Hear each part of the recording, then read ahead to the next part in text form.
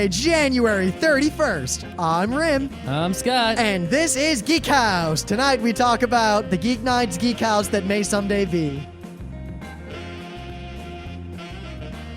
Let's do this. You know, I'm kind of impressed as to how much effort is going into this Dwarf Fortress Succession game that our forumites, I guess, have started up now. People unlike us are passionate about things.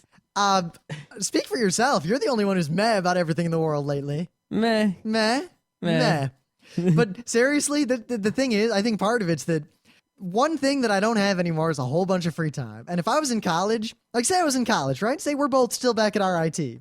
And we weren't doing Geeknights, but something like Geeknights existed, and we listened to it. And we were hanging out in those forums. We would be doing the same things that these kids are doing now in our forums. Yeah, pretty much. We would have like this dwarf empire, and man. Dwarf Empire. I would have multiple dwarf empires. God, Dwarf Fortress would have been the end. Of course, you know what? Tribes 2 was the end of me. I didn't go to class for like a month after that game came out. Yeah, you did. Barely. I didn't go to class often. I would come back from class, play, go to class, come back, play. Yeah, and I'd skip all the non-essential classes like labs or Friday classes or Monday classes. Yeah. But yeah, I mean, seriously, we talk about this on Tuesday, but just in case you Thursday listeners don't know much about the video games, I'm not saying so much you have to play it, but there's a thing called Dwarf Fortress, and I recommend you look in the forums and you look at what these people are doing, because I feel as though if you're not a gamer or you're not willing to put forth the time and effort, reading about a game of Dwarf Fortress is more fun than playing it. Well, I think that definitely the sort of meta game of having a forum thread and sharing the save files and all that business, it definitely enhances the game itself. It's like, oh, the game on its own is okay, but then you add this and it's suddenly super awesome, and it's like, who would have thought that there'd be a game where you could add your own bits to it to make it double awesome? Oh, you mean like role-playing? Yeah. Yeah, something like that. Yeah. Anyway, the other thing I have to say, also related to the forums, is that getting a lot of new people in the forums, and now that we've identified a problem that was slowing the forums down, you might have noticed that they're a lot faster lately. Not going to say what the problem was, but we both feel kind of stupid. But anyway. Not sure exactly what the problem was. That was a different problem. Oh, there's another problem? Well, no, there were just, general thing. There were many factors. I'll explain it this way. This is something that happens commonly on Linux. It won't happen on your desktop PC, but if you're running a Linux server, this is going to happen to you at some point. So yeah, be warned. You'll see this someday. You got a demon. A little demon, and he sits there and he does stuff for you. A demon's a program that stays open all the time and does stuff for you in the background. So we got a little demon that handles the database for the forum. Well, for whatever reason, there were two demons, and one of them was just lazing about and eating CPU and eating RAM, and the other one was doing all the work, and we don't know why there were two, but we murdered one of them and everything's fine again. Well, we killed it. Yeah. With the sword of nines. So no, I didn't use any nines. You didn't have to? No, because I know what the fuck I'm doing. I don't need to use nines. Nines are for amateurs. I had to use a 9 the other day at work. We used this amateur. Here's what happened. A demon wouldn't die, right? It was in a weird state. A kill didn't work. Well, the real way to kill it within the program didn't work, and a kill didn't work, and it was pretty much non-responsive to anything. So I kill 9'd it. Amateur. What would you have done? I would have investigated exactly why it was all hung up. Oh, I knew exactly why it was hung. Why was it hung up? It's a complicated thing that no one on a Thursday wants to hear about. Right. Well, if I would figure based on that thing, I would figure out a way to get it to kill with normally. There was no way. It was deadlocked in a way that we couldn't. There are just be ways undone. you don't know because you are not wise in the ways of riding the sea. You're not gonna find a way to fix that one. Yeah. Anyway. So in regards to the forums, however, in also with them being faster, there's a lot of people joining the forums lately, and as you might have known, there is now an auto-humiliate option that Mr. Period has access to. Mind your grammar, mind your spelling. To all you new listeners, if you're going to go into the forums... we haven't really talked about this since like the early days of the show. And, one person out there, who got the virtual dunce cap is probably thinking we're singling them out, but we're not. We're not. They're like... there are like 10 other new people who also are unawares and Yes. might also receive the dunce cap. But Plus, seriously, dude who has the dunce cap now, you are neither the first nor the worst by any means, so don't feel too bad. no, but basically we enforce correct grammar and spelling on the forum for 2 reasons. Reason number 1, we don't want our forum to be like the Penny Arcade forums where it's just OMG, woot, poop, shitcock, right? And there's not a lot of ways to do that without, difficulty. The second reason is even if you're good at grammar and spelling, if we enforce good grammar and spelling and we sort of give an incentive to have you spell and grammar correctly, when you post something in the forum, you're going to reread it, you're going to proofread it, you're going to think about it, and hopefully that will get people to only post things that you're not going to post something unless you really took time on what you're going to say. If it's a serious thread. In a non-serious thread, you can just be like, woot, whatever, Yeah, I mean, you've definitely noticed that Mr. Period and myself and Scott and Waters Poison are very... So it really depends on what the conversation is. It's okay to use LOLOMG if it's an LOLOMG thread. It's common sense. That's why the only rule on the forum is post intelligently and don't be annoying. Yeah, so, if you put the time in to spell and grammaticize something correctly, that means you probably put in the thought into what you're actually saying, and you'll say something better.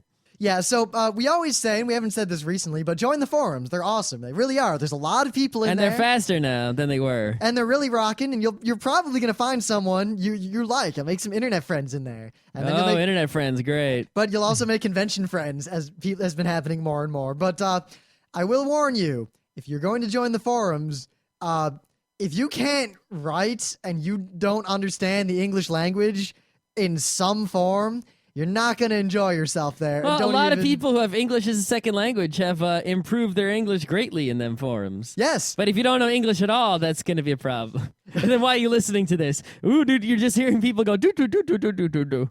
Maybe they just really like the American accent, because I could listen to an Albionic person talk for hours. But they're speaking a language mostly. But it depends. Mostly. Oh, governor. Fancy it.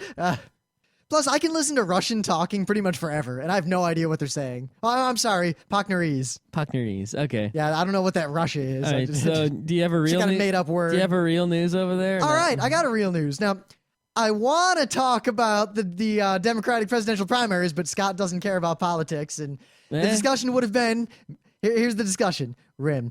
Oh my God, blah, blah, blah. Barack, oh my God, Florida, Michigan, blah. Scott, that doesn't matter. There's nothing you can do about it. It's no different than getting... Yes, I can. I've donated money. I'm going to vote. I'm interested. It's history unfolding. But anyway. Yeah. It's no different than watching a TV show. Yes, it is. Anyway, I'm going to talk about an issue related to politics and related to the elections that will not involve the names of any candidates, so Scott won't zone out into Meland. We'll see what this is. And also... I love the ACLU, right? The American Civil Liberties Union. They're mostly good. I am a member. I donate money to them on a semi-regular basis. However, they do not always do the smart thing. No, not always. Now, but the thing is, I agree with them no matter what in the end, because they always stand up for people's rights, even if those rights may be bad or stupid. They always kind of... Well, see, when they stand up for, the free speech rights of, a KKK person, I'm like, okay. But sometimes they do stuff where it's like, okay, no, actually, that shouldn't be a right, and it's not. What are you doing? Yeah. But they generally do more good than harm. So yes, they do more good than the bad. More times, 9 times out of 10, when I see an ACLU story, it's like, yeah. And 1 times out of 10, it's like, oh, what the fuck? But here's the deal.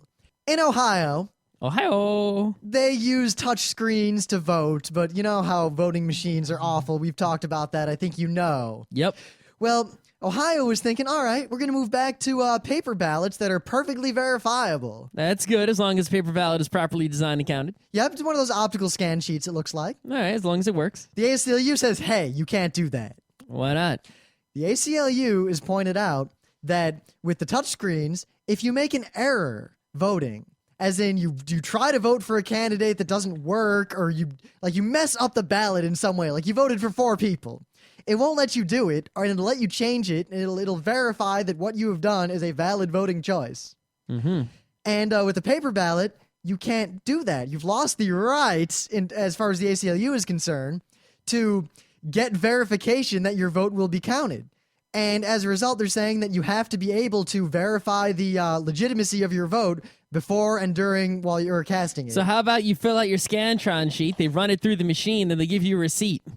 I have a much better point to Carbon make. copy? Oh, no. All right. If you, a human being, are unable to read the instructions on a voting machine or a voting piece of paper and you vote incorrectly, I'm of the mind that your vote shouldn't count.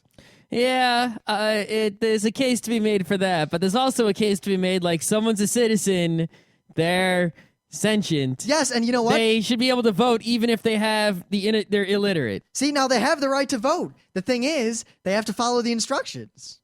Yeah, but I mean, what if an illiterate person goes to vote in the kind of voting machine we use with the clickers and the lever? They probably shouldn't be voting. That's what I'll say. But they have the right to vote. So what do you do for that? They can't use the machine You know to what? vote. Shouldn't they be able to just tell someone who they want to vote for, and then that person should do the workings? Or No, the because voting? your vote has to be confidential. Well, there's got to be something to do.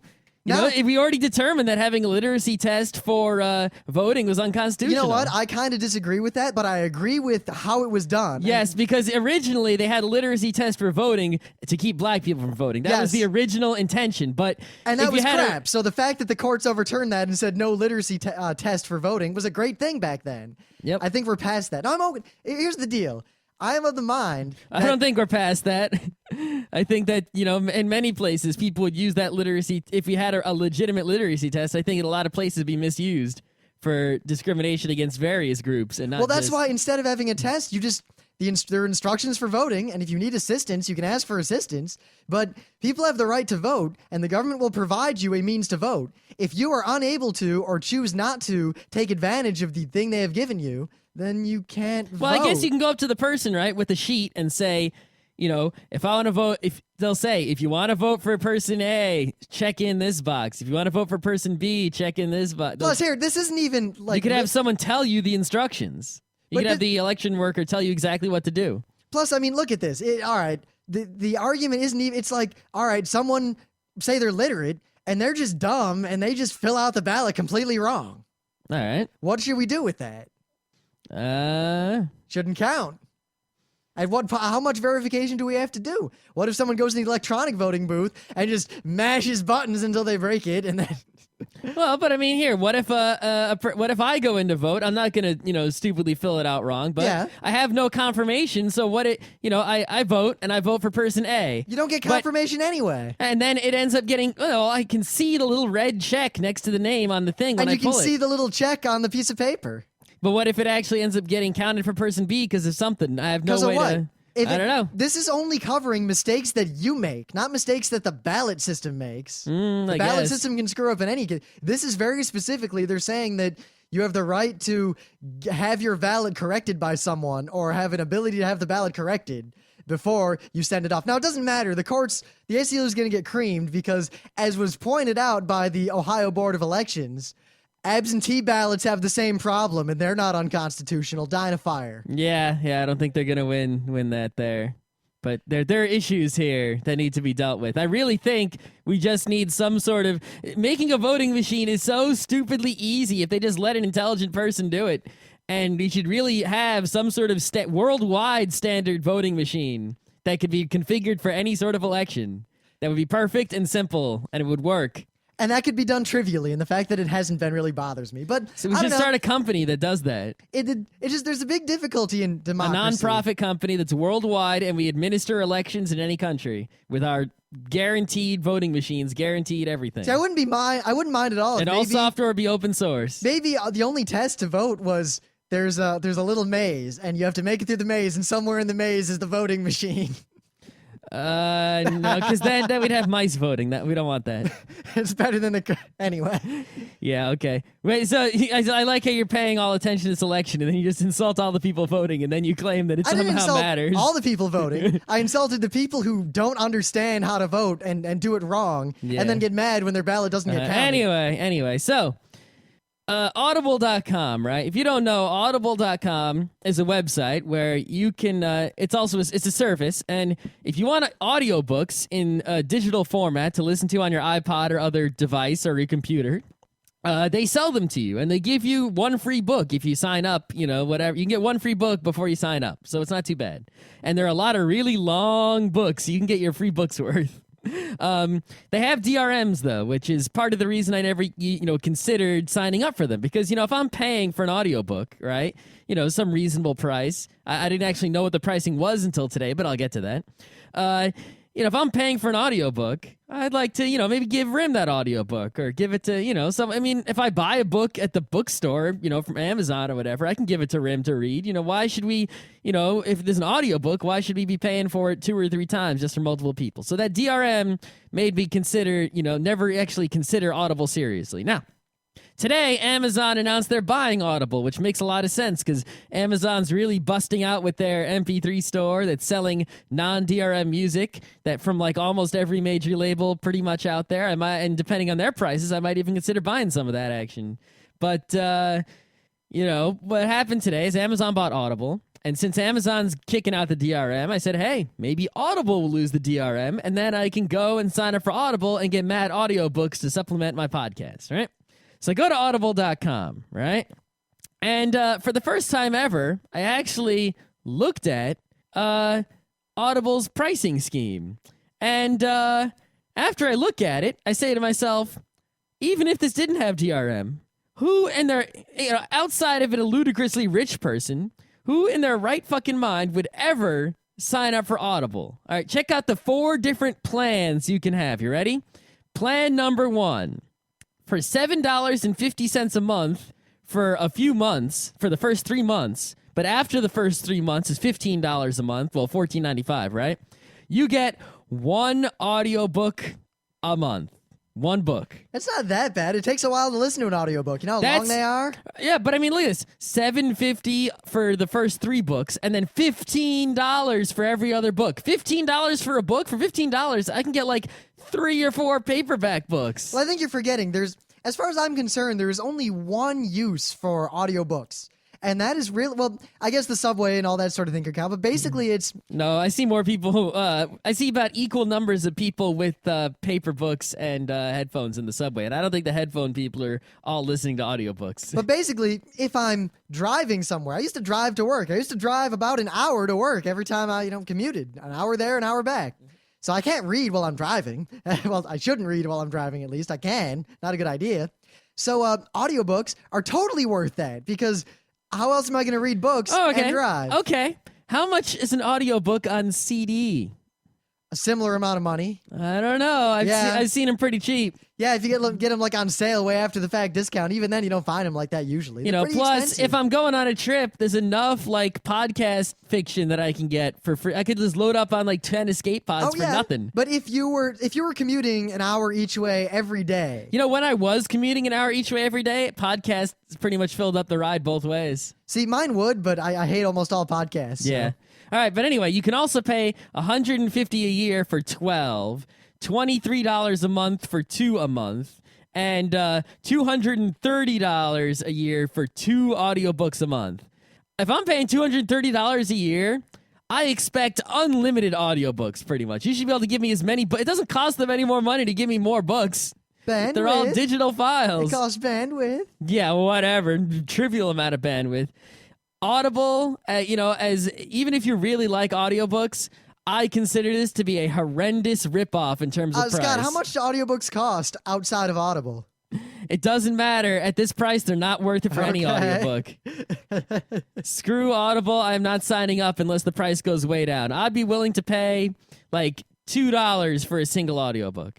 See, I understand why they have the DRM, though, just because, as we were saying, all right, if Audible didn't have DRM and I got it, I'd probably lend every audiobook I ever got to all my friends, as I do with DVDs currently. Yeah. So, what's the problem with that? I bought it. Well, see, that's the problem with DRM, but I'm saying, I understand why they do it, because then they probably wouldn't be profitable otherwise. I don't see how you cannot profit with prices like this and a seemingly large customer base. It seems like a lot of people do sign up for this, so... Oh, well, yeah, audible.com out of Scott's consideration. See, I don't think the price is. I mean, I'll agree. I think it's a little overpriced. I don't think it's nearly as bad as you're making it out to be. It's pretty bad as far as I'm concerned.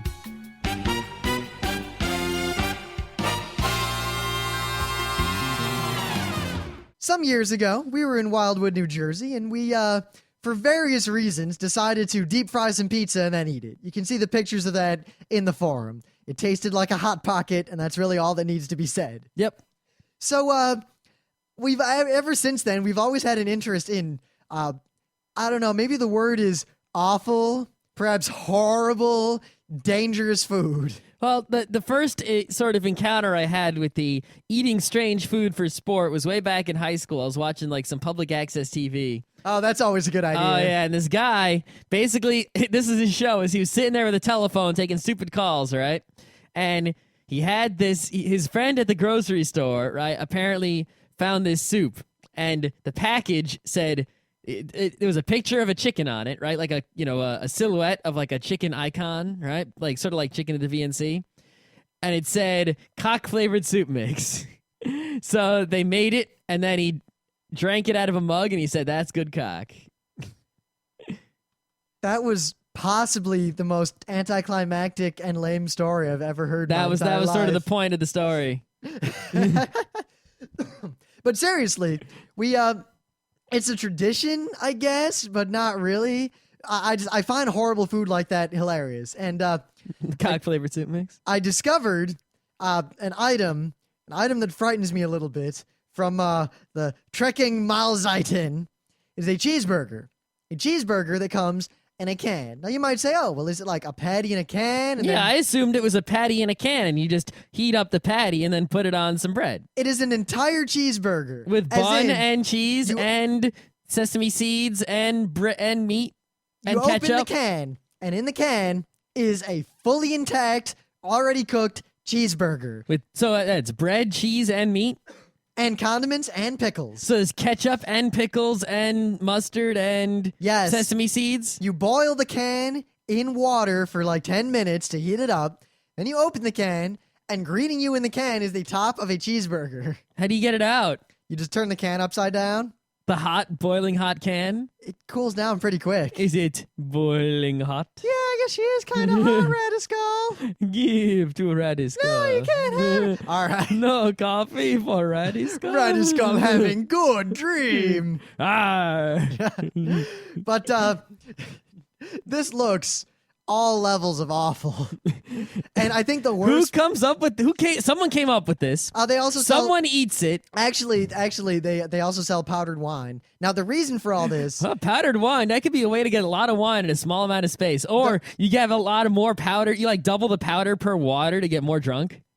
That's port, basically. But anyway, the reason this looks so awful is partly because all the grease in the burger and all this just kind of like oozes down into the bottom half of the bun. Just throw out the bun part and put the patty on a new bread. But the reason this thing exists is it's actually kind of a good idea.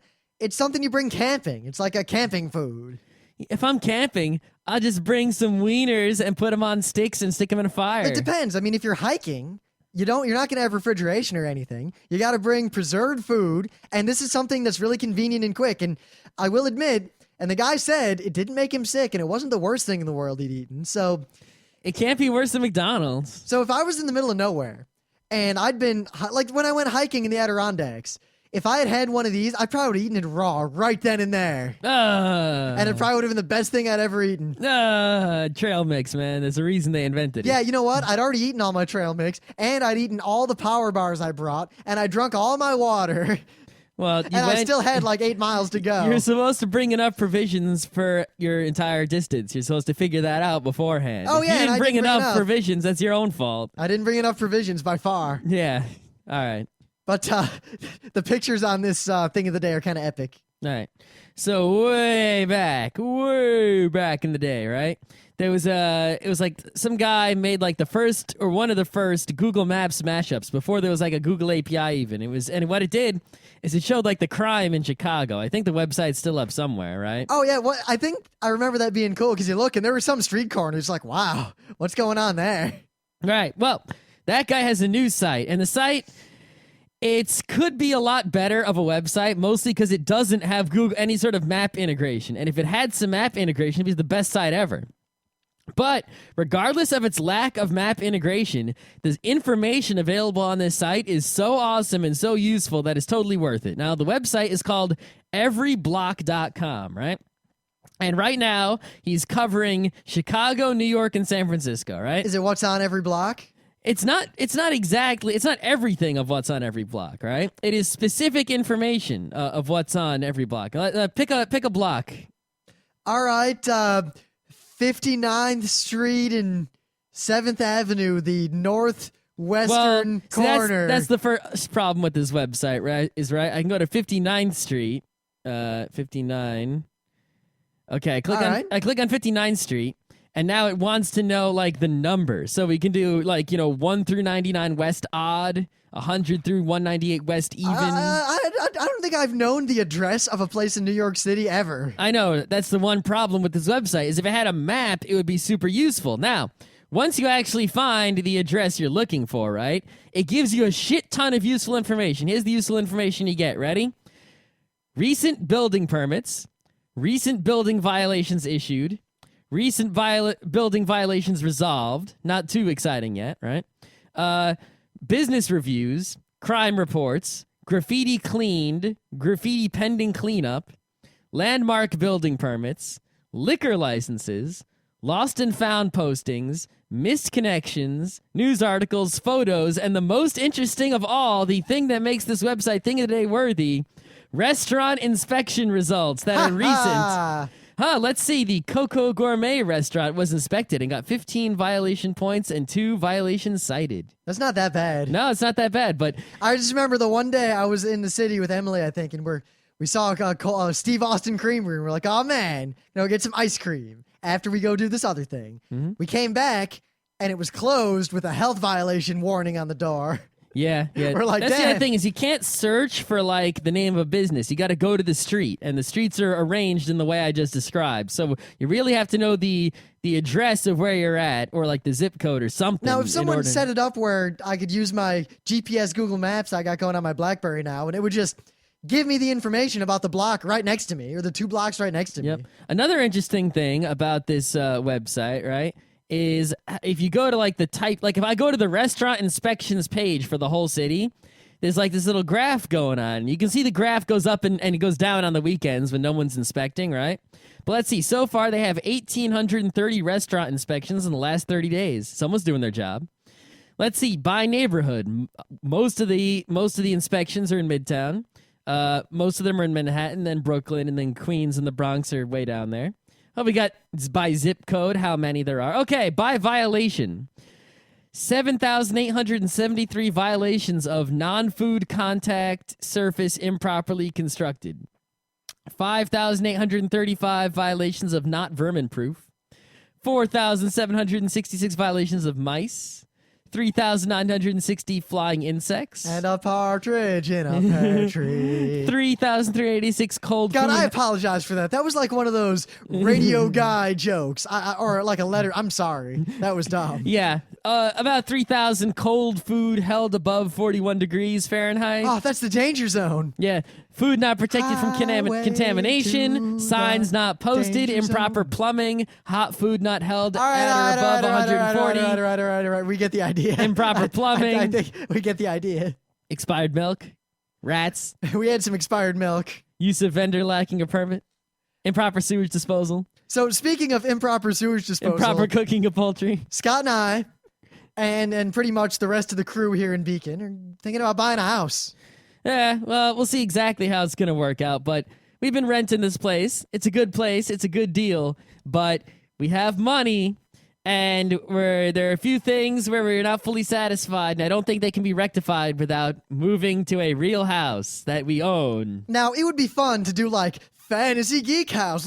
We would have the Tezuka reading room and the LAN gaming room and the atrium and the planetarium, but no. The gymnasium. The forum. We need a forum. The Olympic pool. But no, what we're going to talk about is something much more... Professional Marco Polo court. Bowling alley. Bowling at and largest arcade roller coaster, Oh, don't forget the go-kart track, I think the most important thing is the ice Formula One track, is the ice hockey arena that doubles as an ice paintball arena. Zamboni, 2 Zambonis. Oh, we'd have a Zamboni racetrack anyway. But no. What I want Hey, I just thought of something. You know how they have speed skating where you skate in the circle real fast? Zamboni racing? No. Okay. Why don't they have Grand Prix speed skating? You have to turn left and right on like a Grand Prix track. That'd be really cool. I know, right? Why the fuck has not anyone made that's a legitimate sport? That was a really interesting grammatical structure you just used. What? It's a legitimate sport? No. Why is that not? Why is it not? I like that. That was good. All right. Anyway, I don't know why that's not. It should be, because I like those speed skates a lot with the clacking going on in the back. Yeah, and they go whoosh, whoosh, whoosh, and they're all wearing like nothing. Okay.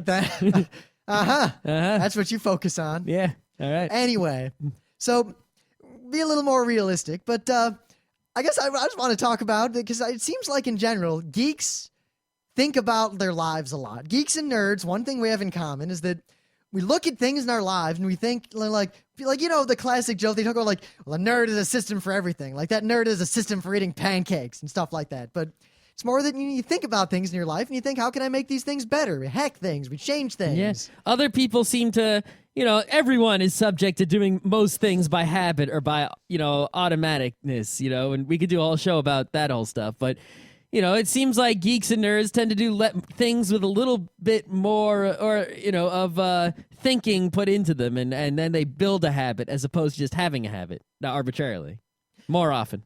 And, the more we look at houseplants and think about buying a house, the more I realize Houseplants? Plants. Ferns? I want some house plants, too. The fern? Big old fern. Okay.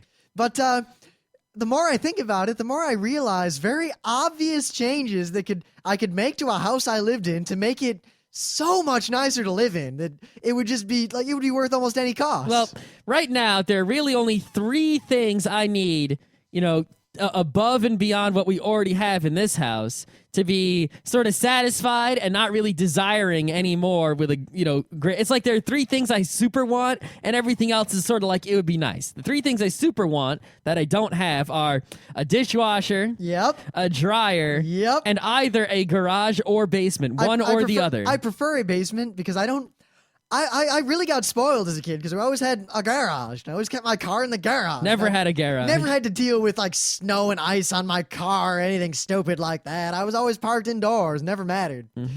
Then I got to college and I learned for the first time that, in Rochester, it'll snow 0.5 inches and then turn into ice every single day from November until May. Yep.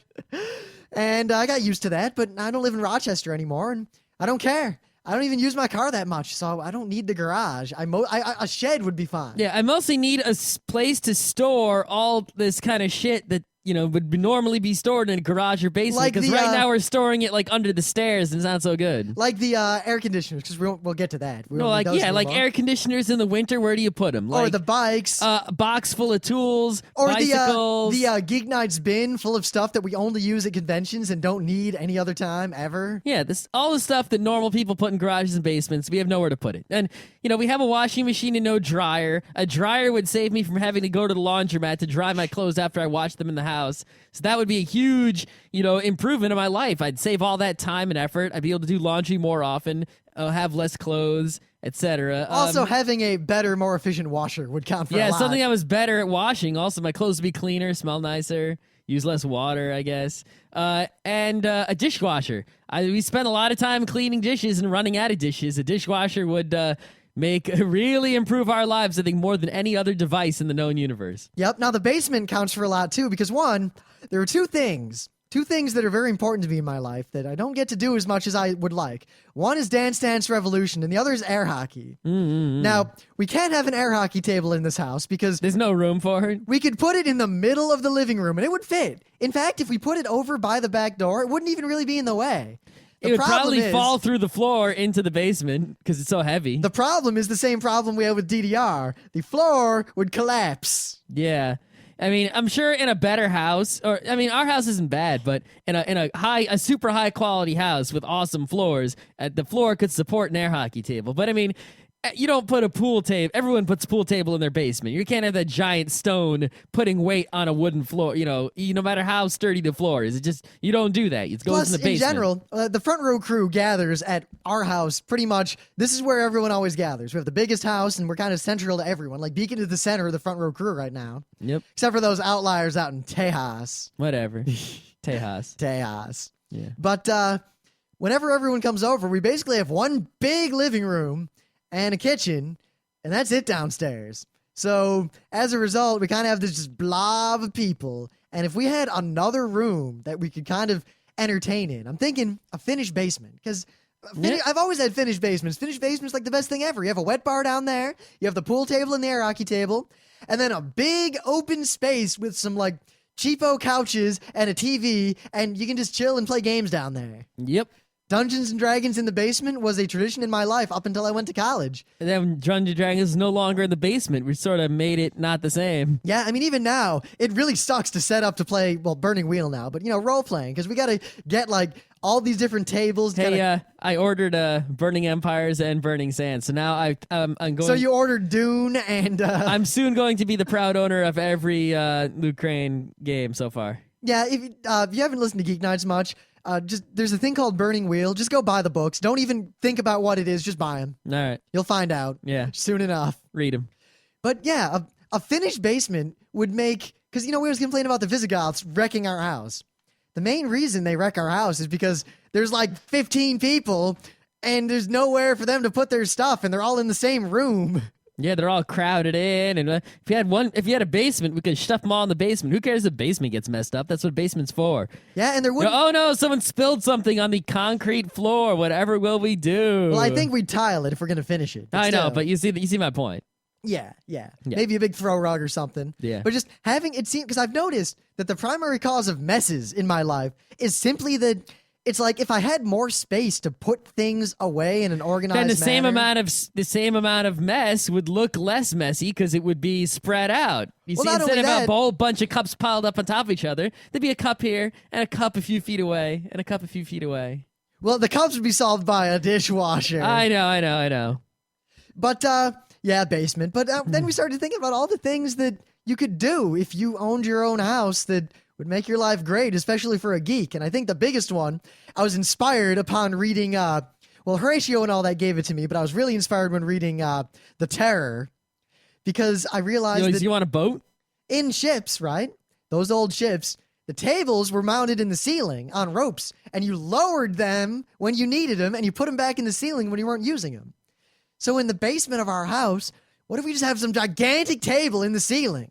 It's not a bad idea. I've seen guys who have model railroads or slot car racing sets, and they have a system that lowers the table from the ceiling. And Yeah, you have a remote control. You hit a button, table. In fact, the coolest it's one I pretty ever slick. saw. I mean, you could have it right above the air hockey table too. So like you're playing air hockey, then you step back, you lower down this piece of wood from the ceiling, on top of the air hockey table, and then everyone pulls chairs up around it, and boop, table. You didn't lose any space in your house, so you can pay for less square footage of house, yet have the utility of basically a whole extra room because one room turns into another room, sort of like Transformer. sort of like a tavern turning into a casino. Swinging his pet shop in. But I also, the coolest one I ever saw was a model railroad, and this also inspired me, was that the guy would stand in the middle and hit a button, and the sections would all come down around him to where he was now surrounded by table. I don't think that's so useful for us. Yes, it is. The dungeon master is sitting in the middle. You could. It's a little corny, but I guess it's possible. But it doesn't work if you want to do it on top of the air hockey table, unless they're going to sit on the air hockey table. Yeah, but if you put it in the middle of the room, the way they do it is he actually had a section that filled in the center where he could be, and if he had different buttons, different sections came down. So it's getting a little too complicated, No, but the idea in principle is good. But I also looked into the systems, and there's already pre-made systems that do this with stepper motors. And it's yeah, you just buy one and mount it on the ceiling, which is I guess you screws into the concrete there, and then you're good to go. Yeah. Now I'm also thinking this isn't really a geeky thing, but I want a foyer or a foyer, as it may be. I don't really need the foyer so much. Yes, you do. You leave your shoes all over the house. And Yeah, your and I coat all don't. over- You're the only one who gives a shit about where the shoes are. Your shoes, you take them off and you put wherever you take them off is where they are. No, you put them in a closet or something. Get them out of the way. Don't just leave But then when I them. need them again, I gotta go in the stupid closet. It's right there. No. I'm sorry you're some sort of Ostrogothic barbarian. I do not care about the foyer. Plus, Scott, I think you underestimate the power of the foyer. You see, forget your shoes. When the Visigoths come, there's always a pile of crap in the hallway because they all bring coats and things and bags and crap. You leave all those in the foyer. All the shoes, all the crap stays there. All the dirt that stays in there. Also, when it's woman out and it's cold, it's like an airlock. You open the front door, people take care of all the coats and crap, and that door gets closed, and then they open the door to the house, and there is never that moment of, shut the door, Pete. Oh my God, shut the door. God damn it, Pete. Why is the door still open? That is a good point, to make that the advantage of the foyer. There are many advantages. There are, but that's such a small thing. No, it's not. It's a huge thing. If you think that that's huge, I mean, it's huge. Not if you're washing dishes is huge. It's huge if you're not. Not having a cool breeze once in a while is not huge. It's huge if you're not some sort of shoe-leaving barbarian. A foyer, I'm not going to say, I would purposefully avoid getting one, but I could live without Let me one. put it this way. Other than the house, the one house, the earliest house I ever lived in Detroit, and the house I lived in momentarily in New Baltimore, every house I ever lived in had a foyer. And once I moved to a place where I no longer had a foyer, I noticed not having a foyer. I didn't think I'd notice not having a foyer. Well, it doesn't bother me that I can live without it. It would have advantage. Have but you ever I can had live a without foyer? Semi-foyer. It didn't have two doors, but in my house in Connecticut, my parents' house has a foyer. It just doesn't have a second door. See, the second door adds It's one door and then a closet and then a portal, but no door on it. We just have portals, but Yeah. But it was cool. The house I lived in Detroit, it was like the Detroit's equivalent of suburban like brownstones, but it was this like old brick house, like 2-story, but it was one of those old fancy houses, meaning it's fancy, but the fanciness is mitigated by the fact that it's ancient and drafty. But the front door was like this solid, like 2-inch thick oak door. And it was like rounded at the top and had this big like iron door, like door knocker on it. And this crazy old handle. And once you open it, you're in this big, like not big. It was big when I was a kid. It's probably not so big now that I'm an adult. But there's a little foyer. There's a coat closet. And there's like iron stuff everywhere. And then there were French doors leading to the house. It was pretty cool. Of course, we broke those French doors so often you wouldn't even. One time I was a kid, I just hit it with a hammer. See, that's something to me. It's even I give up the foyer, but there's something that I really would want, and that is, and it's actually really expensive. But high quality doors and windows are so important because with high quality windows, right? You may, if you never lived somewhere with shitty old windows, like Pete's old apartment, or if you've only ever had shitty old windows and you haven't experienced what new windows are like. Imagine if they always opened and closed easily and just right all the time. They locked perfectly. They could sort of swing out to ventilate in many different ways. The glass was very insulated. There's no draft at all. Yeah, it just perfect. You want to stick something like an air conditioner or a window fan in, it just fits perfectly because it's a modern, correctly sized standard window. It's not a cheap piece of wooden shit that's getting stuck or expanding and contracting with the cold and the heat. It's plastic with glass, and it's a real window. Speaking of windows, I do want to talk a little bit about HVAC because I miss having proper heating and cooling in a house. Yeah, I mean, I've been in houses that have the central air, and the better heat. And it is super nice, but I've never actually lived anywhere that has it. I could live without it, but I would really like it. Yeah, having to deal with, like the window air conditioner is sort of annoying, and you use a lot of electricity. And also having the wall radiant heat is one of the worst ways of heating a house you have. Well, you mean we have the problem is we live up in the Northeast where, it's the old part of the country, not like California or such where it's much newer, so many, the houses were built with much older technology and no one updates a lot of these things in the house because it's so expensive and only newly built houses have the new technologies in like them. the house I lived in Sterling Heights was built in the 70s, so it had pretty much modern. Yeah, I think my parents' house built maybe like the 40s, I guess. Yeah, the house I lived in Detroit was built in like 1918. Yeah, there are houses like, in my town, like around here that were built in the 17, 18 ancient times. This house was so like old and renovated that we didn't have central air. That house was just an old like Detroit disaster, but we had air conditioners mounted in the wall, not in windows, but in the wall. Yep. I know a house like that. Yeah, it really sucked. Yeah. But at least you could replace it with a better air conditioning. But you think, oh, how does it matter if you have ducted heat and cooling and all that? But all right, in my room now, especially in the winter, I got a humidifier, and in the summer, I got an air conditioner, and I got to deal with the fact that one part of the room's warm, one's cold, whatever.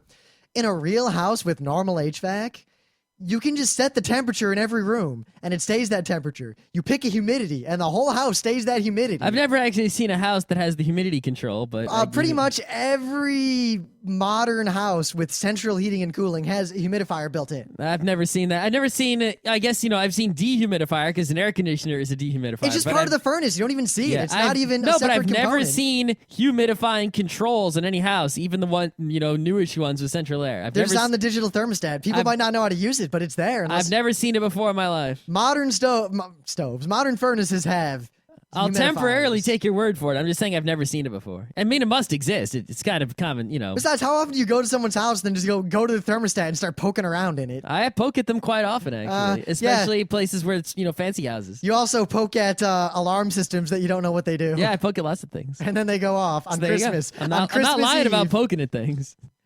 But, and also having the centralized HVAC set up properly means that the whole house is ventilated properly, because a lot of houses actually are not ventilated properly. It's actually a science in terms of how to make sure a house circulates air, oxygen and all that through all the rooms and ventilates out, bad stuff. Yeah, I mean, one of the, when you're doing architecture, one of the most difficult parts is, okay, you design a house so things line up and the house won't fall apart. That's hard. And then you design it so the house is actually practical and good for living, and, traffic or people going around the house is nice and easy. And, that's hard again.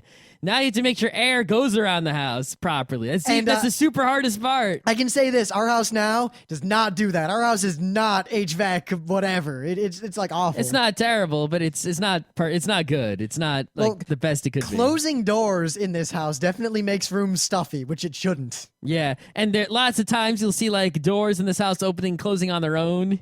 It's not supposed to happen. Plus, I also miss having an attic fan a lot.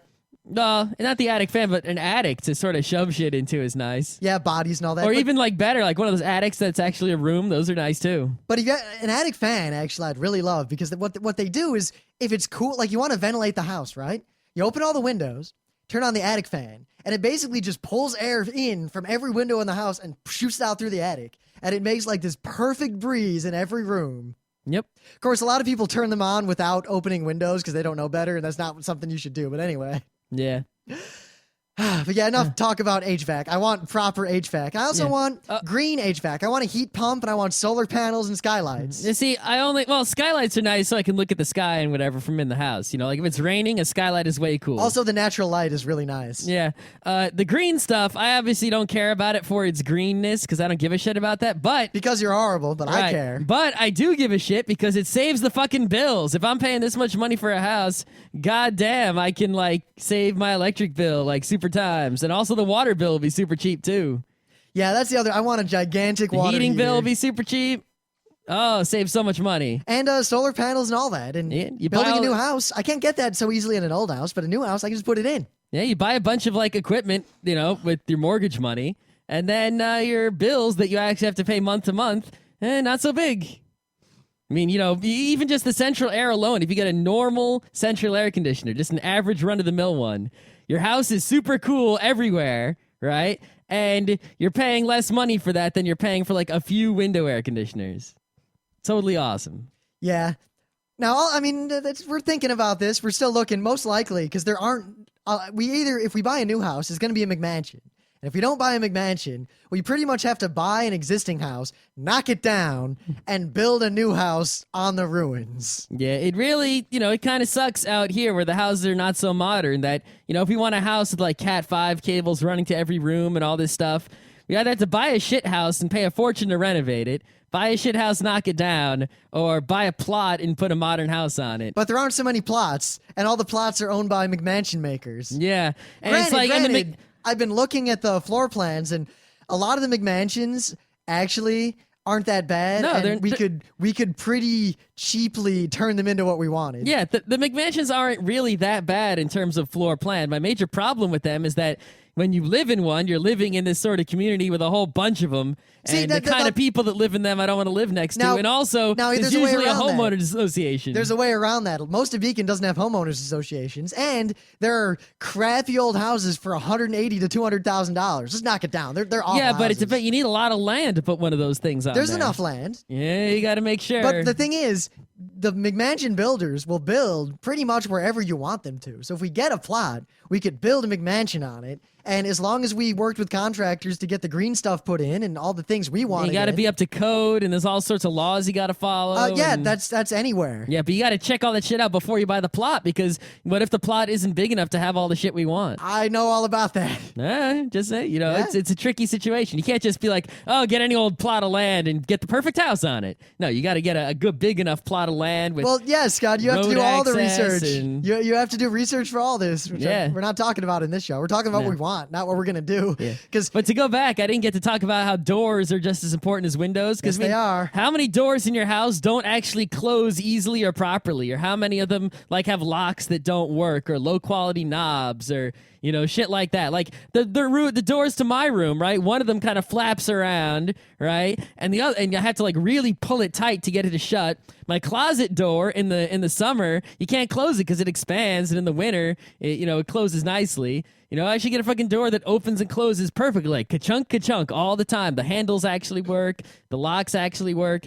That sort of thing is small, but it actually makes your life a lot better when all the doors in your house just kind of work properly. yeah, also sound isolation and that sort of thing. And speaking of that, we're getting to the point where I don't think we need a 2-room with the glass panel, dedicated recording studio, but we need some sort of recording studio. Doing this in my room is getting more and more annoying.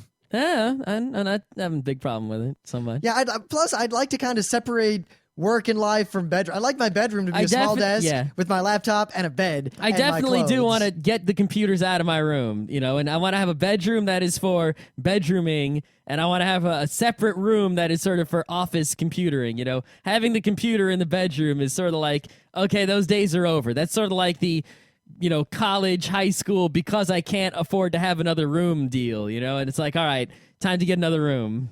Yeah, but I mean, briefly also, I want a kitchen with a lot of counter space and stainless steel everything. I want a kitchen with an island. Yes, the island is key. The island where you can lift up the center and now there's a griddle, but otherwise it's just an island. Yeah, it's pretty fancy. And I want a nice stove, all that business, but that's not interesting. But also, I think the area for the most improvement would be the bathroom, because why don't you just have a bathroom where everything in it's waterproof and you have a shower stall? I'd like a separate tub. Shower stall is for washing. Tub is for bubble bath. Yeah, if you only need one tub in the house, you're not going to use it that often. Yeah. That's why the tub would also have to be some sort of jacuzzi hot tub and have many modes. Oh, we could get the outdoor hot tub. Yeah, you could do that. Then you don't need a tub at all. The problem is, one hot tub pretty much undoes all the green we did and then some. Do you realize how much energy hot tubs use? Well, you're only going to use it, so often. Even then, you know how much they use on an hour per hour basis? It's crazy. Yeah. They also require a lot of money to maintain. Well, As much you as I'd like one. you can get a sauna or something, right? Sauna'd be Just okay. with the hot coals and the whatever. But even then, that's going into the realm of would be nice. Yeah, it's just sort of like a luxury item. But I want a bathroom where, I'd like 2 full bathrooms instead of 1.5 bathrooms. Yeah. But more importantly, what I want is, I want to have, there's definitely got to be more than one shower. But I kind of like, when I was a kid, when I was younger, I didn't like these sort of bathrooms that were attached to bedrooms. But now I kind of really like that action. Especially Actually, when you're living with a lot of people. What I like, having the separate bathrooms, just like, shower stall and a sink and a toilet for each bedroom is kind of awesome. But I like the idea of having shower stalls and bathrooms for normal stuff, and then a tub for just taking a nice bath. But beyond all that, the bathroom should be all waterproof and have a drain in the floor so that when it's time to clean the bathroom, I just power wash the whole thing. It takes 5 minutes. Yeah, definitely nothing in the bathroom should be made of wood, and no wall in the bathroom should be painted or wallpapered. It should be all tile or steel. I guess you don't want to steel to what's toilets made of? Porcelain. You know what? Stone. Actually, metal. Those should be the only things your bathroom is made of. Ideally, I'd like to separate bathing and going to the bathroom.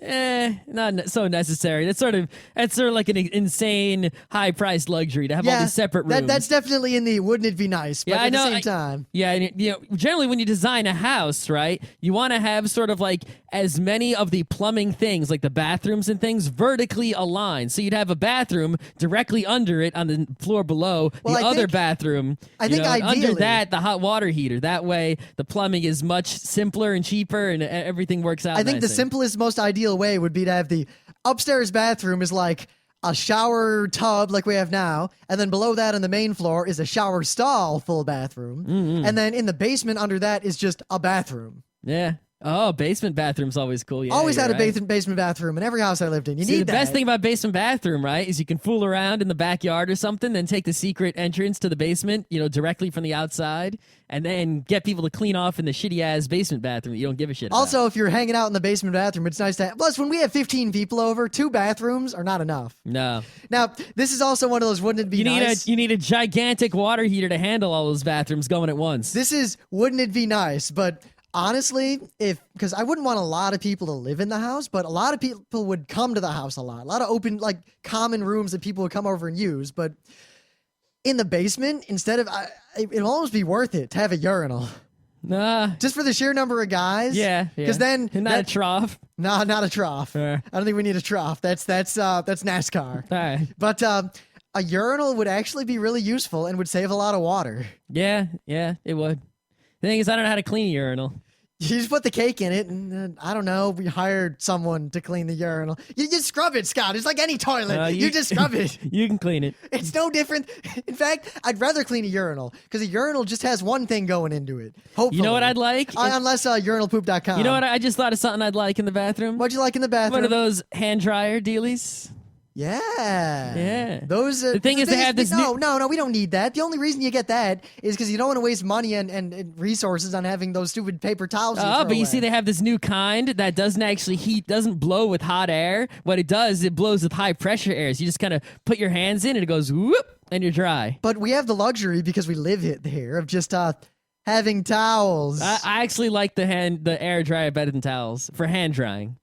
Not for body drying. But anyway. Well, I guess I would like it for body drying, but a dryer that large would be too much money. I'd have to go to the car wash to dry off my entire body. And I hate to say this, but it would be nice to, now we could integrate this with the computer room den, but we don't need a separate dining room, but we definitely need a library of some kind. Yeah, I mean, I really should get more bookshelves already, but I don't have any place to put them. And it's not just books, but board games and all that stuff. We really need a room. I mean, if I had a bigger house, every free wall space would probably have shelves on it, eventually. So it's really just a matter of having more space. But if there is a spare room to dedicate to just bookshelves, that's really cool, because like a quiet place to read. Actually, when I was a kid, it was really nice. It's a fun room to decorate. Because, we had a dining room and a living room and a family room, and the kitchen had basically a dining room in it. I don't need a separate dining room. That's just silly. Well, it's what's cool is if you have sort of like a portal from the kitchen to like another area, then you can sort of get a table when you need it to go through the portal to get a long table for when you need a long table. Anyway, what I'm thinking is, when I was a kid, we had the dining room, which was next to the kitchen, but there was a door between them, and then there was the nook, which was bigger than our current kitchen where we normally ate, and that's where the real dining room table was. So we turned the dining room into the library, and also the aviary. We put all the birds in there because it's not like it was valuable, rare books that the bird feathers would ruin. It was just, that was a way to have a multi-purpose room that actually worked really well. And it was really nice to, like on a weekend, I'd go into the library and there were just 2 nice wicker chairs in there and all the books, and I'd get my book and I'd just read wicker in there. chairs. Well, they had nice pads. That's because my mom was on a kind of African safari kind of kick. So the house was outfitted like one of those, like you see in the movies, like where Teddy Roosevelt would stay when he's out hunting large animals for no good reason. I never understood, you go to these fancy mansions. I see at every fancy house I ever see, especially where rich people live. The room right? where there's nothing anyone can touch. No, not that, but in the backyard, they'll have the table, the steel, iron, cast iron, really fancily ornate chairs and table. And I'm like, How can you sit on that? It's so uncomfortable. I would like to have. It's like the outdoor fancier. stuff, It's like but- the fancier the furniture, the more uncomfortable it is. Yeah. All right, I think we've talked enough about the house we want to buy. Yeah. I don't know if I want birds in like the library though, because that would sort of defeat that would sort of defeat the quietness of the library. Well, see, as a kid, it was really I was used to the birds. I've lived with birds my whole life. It was kind of comforting. Nah, I guess if you're. Plus, I don't think we're gonna have a menagerie of birds in the new house. No, I don't think we're not so. gonna have 20 birds. Nah, I don't think we have any. 15 birds. of which are zebra finches going meep meep meep meep meep meep. meep. Yeah, you can keep birds in your room there. I'll probably get a parrotlet or something. I like little. If I'm hearing it around the house, I'm not gonna stand for you that. can teach it to talk. Yeah, if it says Rim is stupid, then you can keep it. I'll teach it that. Oh no. All right, I think we're done. It's Thursday. Any of you listeners live in the New York State area, like downstate, and you ski, I'm probably going to go to either Hunter Mountain or Thunder Ridge on Sunday. So if you want to go skiing with Rim and you don't suck at skiing, you have to be able to take the Black Diamonds, PM me and we can go skiing together because I'm going to be there.